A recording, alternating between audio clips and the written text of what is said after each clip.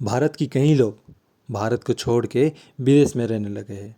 भारत की सिटीजनशिप यानी नागरिकता को छोड़ के विदेश का सिटीजनशिप को अपनाने लगे हैं।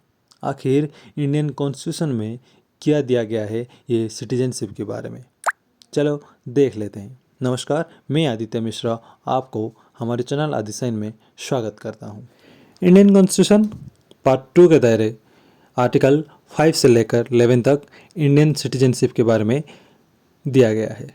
अकॉर्डिंग टू इंडियन कॉन्स्टिट्यूशन किस किस को इंडियन सिटीजनशिप दिया जाएगा उसको थोड़ा संक्षिप्त में समझ लेते हैं।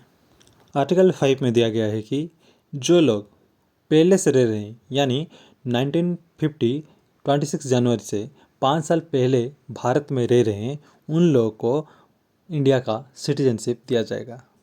आर्टिकल 6 जो लोग पाकिस्तान से इंडिया को माइग्रेट हुए थे जब इंडिया और पाकिस्तान का डिवीज़न हुआ था, बंटवारे के समय जो भारत को अपना देश के रूपे अपनाए थे उन लोगों को ये सिटीजनशिप दिया जाएगा।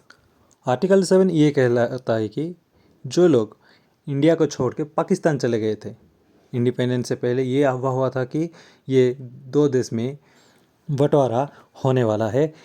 फिर क्या था, जो इंडिया छोड़ के पाकिस्तान चले गए थे वो अपना गलती समझ के वापस इंडिया को चले आए और उन लोगों को भी आर्टिकल 7 के दायरे सिटीजनशिप दिया जाएगा।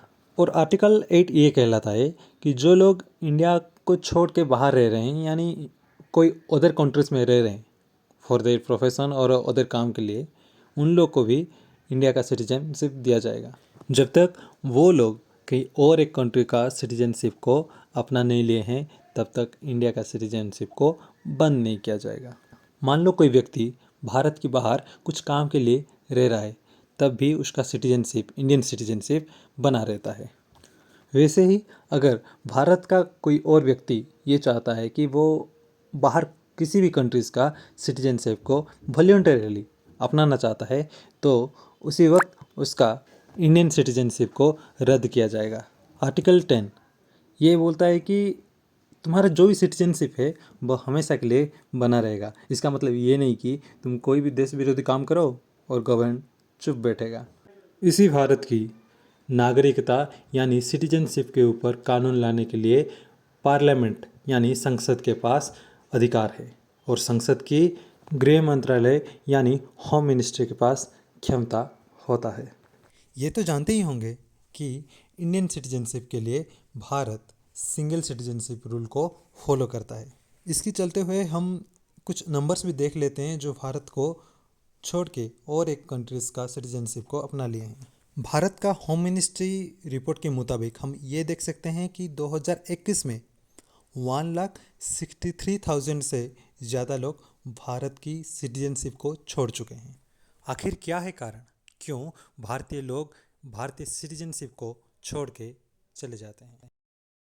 रीज़न बहुत सारे हो सकते हैं, बट वो रीज़न से कुछ ऐसे भी रीज़न हो सकता है जैसे कि अगर मान लो बाहर में उनके कोई रिलेटिव रहते हैं तो वो लोग उसी देश में चले जाते हैं और वहाँ का सिटीजनशिप अपना लेते हैं।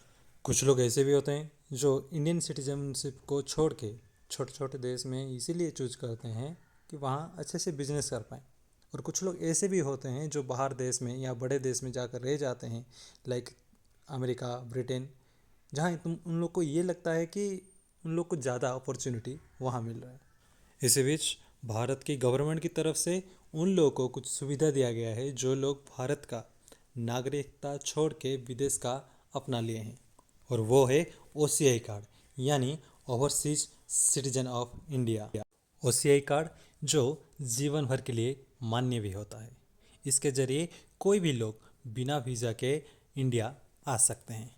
जो लोग भारत छोड़ के बाहर देश में रह रहे हैं उनका ये मानना है कि अगर भारत में भी डुअल सिटीजनशिप होता तो शायद वो लोग इंडियन सिटीजनशिप को नहीं छोड़ते। आपका क्या मानना है वो कमेंट में ज़रूर लिख देना और सब्सक्राइब कर देना इस चैनल को। इसी वीडियो में इतना ही। जय हिंद।